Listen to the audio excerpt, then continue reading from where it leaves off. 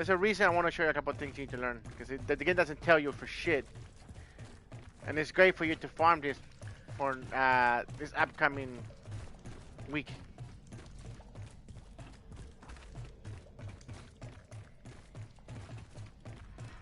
I just need 3 or 4 minutes of your time, and I'll show you everything you need to know, like how the...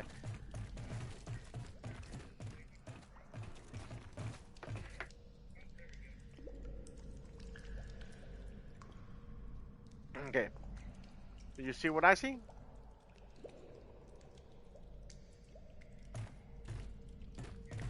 Okay. Alright. So you might hear an echo. You can just mute the echo from the cell phone. Okay. So, farming materials. You get titanium. You're going to carry 10 right now. Right? You're going to get it from bosses, boss fights, and rarely find it. Materials from the okie dokies or shit on the walls. You can grind it down. Or from shit you destroyed. Leather, same thing, but destroying armor pieces. They give you leather. For example, if I were to destroy this leather piece right here, I can mark it and then dismantle it. And it will give me leather, but I already have maxed out leather. Alright, so, and gears, money. But there's something called shards. Are you aware of what shards do and how those work? Okay, so some items, for example, if you look at, let's look at this rifle right here, right? The rifle I have highlighted, which I know there's a delay, so you'll see in a second, right? It says Bow Eagle 200. It says the name of the rifle. Below it says firepower. You'll see 272, right? Below it, you have this thing called weapon leash, right? 11.9%. Yeah, but that means, yeah, weapon leash. Which, yeah, you take health. Damage you deal, you gain health back. Well, if you were to break this down, which I will, keep an eye on the bottom right corner of my home menu. On the bottom right corner. Weapon leash plus 9. It was right here. That goes to my shards. So later on, when we get to customize our shit, we can put on extra perks on those guns and armor pieces that benefit your character play style the best.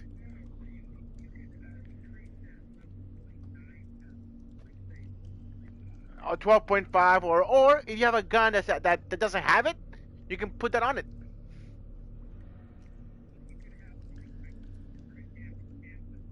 Yes, correct. Maximum of 2 or 3, I think they said, depending on the rarity of the gun. But there's more to know now, and which is fine. You should sell shit until you hit like 7,000. Once you hit 7,000 resources, you can start breaking shit down. Now that's one thing. Okay. Yeah, I recommend you. I recommend if it's white, sell it. If it's not white, destroy it. Okay? All the whites, sell them. Because if you break this down, you don't get nothing. By a couple of resources. You get more resources if you sell it. Okay? But there's one more little thing I need to show you. And that's called, it's about the blues. So as you can see right here, I have blue shoes, right? Now, these blue shoes, all 3 blue shoes do something different. This says impel target active cooldown, right? And this one says gravity heals you for 100% of the damage. Now I already have something similar to that, gravity loop, somewhere in here. I forgot where I put it. Oh, I don't have it. Okay, so pretty much, let's look at these boots, right? It says the skill can activate 1 more time before triggering a cooldown. That's for something we don't have yet, right? If I were to break these boots, I get the bonus firepower shards. On top of that, below it says bonus firepower. That is called a mod. Though that mod will be stored in my inventory forever, and I can put that mod, as long as I have the resources that requires for me to put it on, to any piece of armor I want in the game from here on. So I can highlight it, break it, and no, well, give or take, it gives you a random generated roll, kind of like enchanting in Diablo. But I'm not talking about the firepower. I'm talking about the mod. And if you don't know what a mod is, it says bonus firepower. Below that, it says 1. and it says Impaler. Impel, the skill can be activated one more time before triggering a cooldown. That's a mod. So look what happens when I break this down. Okay? Look at the bottom right corner. I get the bonus firepower, right? And I get the mod in my inventory. And when we get to customize weapons and armor, I can put that mod on my thing. So for example, if you look at my whole character right now, everything I have is bullet reflex. So my bullet reflex, right? If they have more than 50% health, they take extra damage from the reflector, right? I have the next one, gravity leap. I do more damage. I have the next one, reflecting bullets, right? Makes them weaker, so we can do more damage to them. They take 25% more damage from the bullet reflector, and my bullet reflector lasts 20% longer. So, and I want to keep that. I want to keep doing bullet reflector because that's the skill I like to use the most. It's the most useful one. I'm the fucking tank. I want them to look at me, but I also don't want to fucking die. So, bullet reflector was the best option that I can think of that allows me to A, let me help my team, and B, I'm also not dying. So it's always a good idea. What happens? So I'm gonna give you a little example if I can fucking find one. Once I get more blues, what happens is if you already have the mod. So let's look at this one right real quick on the boots. It says live absorption. If I already have this mod in my collection, under the you know where it says anomaly power and it has the number 36 on it. Below it, it will have like a little square with a little cross on it, meaning if you were to break these boots down, the mod that's below it, where it says gravity leap, I already have in my collection. So if I were to break these boots down, I would not get the mod because I already have that mod in my collection. So once you have it, you don't have to keep farming it. You have it for good. Think of it like a recipe book. You already know how to put it on, sell it, or how destroy it, or whatever you want to do. Okay, that's one thing you have to remember how to do. I recommend you to have two different sets. Like right now, I'm farming the gravity leap, the jumping shit. Right, that's why I'm not. That's why I'm not destroying the fucking boots and my reflector. That way, as the game goes, if I'm not satisfied with the reflector, I can switch to the gravity leap and have a second backup. All right. One more thing as well. When you mark things all at once, you can destroy them all at once, or also sell them all at once. All right. Do you know how to do the what is it? Skills? How to move the skills around? Like I don't like this one. It's super weak. Earthquake. I hated it, so I removed it. I'm only using these three.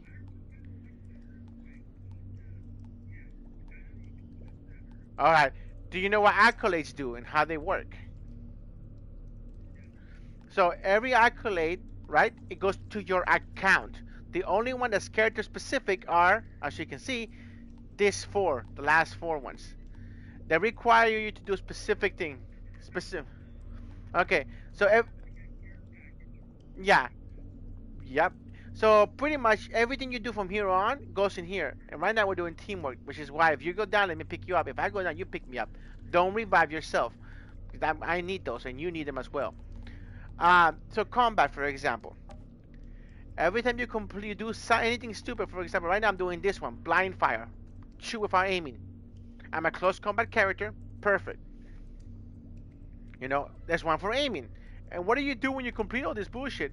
Well, every time everything is worth stars. You see this is a level 5 star. So if I complete this all the way maxed out, I get 5 stars. Correct?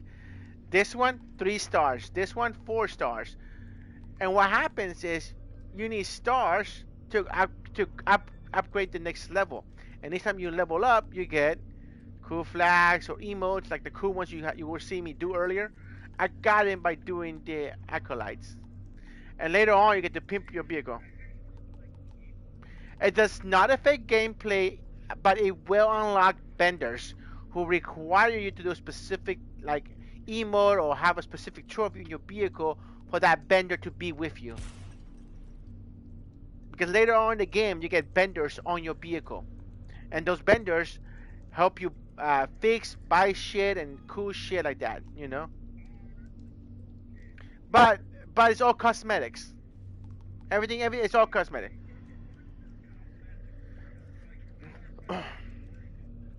I know, but I just it's that nice little bonus. Like for example, like if you're using right now, what are you using? Technomancer, right? Just to do them, man. I like this one. Like this one says, my scrap no. I need to get 750 kills just to scrap, which I'm a hero away from being done. It's like those, just the last parts.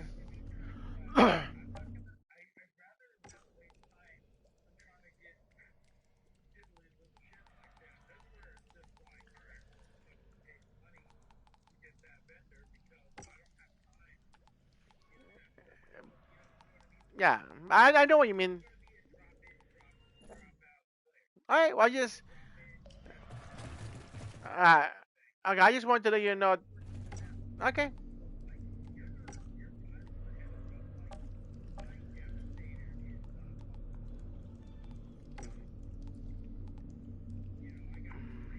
Oh, here's a perfect. I have one. So if you see my rifle that I'm highlighted right now, right?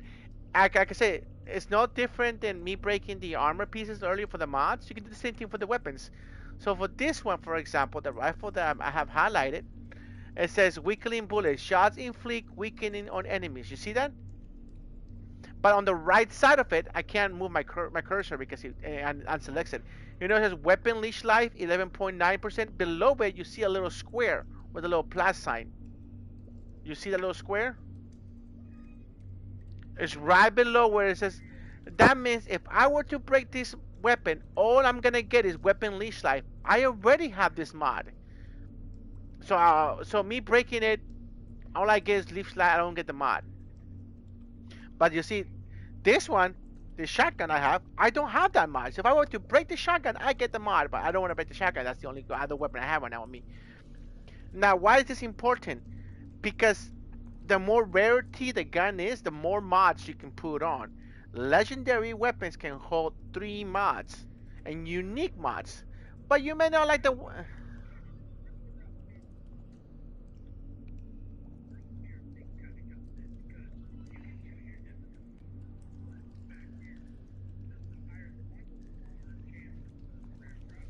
Correct. So the reason I'm letting you know this information is, let's say you have a legendary from a shotgun. It has a really good ass mod, but you prefer it on a sniper or an assault rifle. Destroy that legendary and put that mod on your sniper. Okay, you know. So it,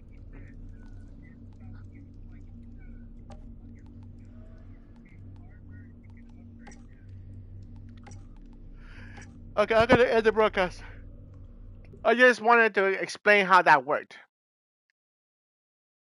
because the game doesn't tell you for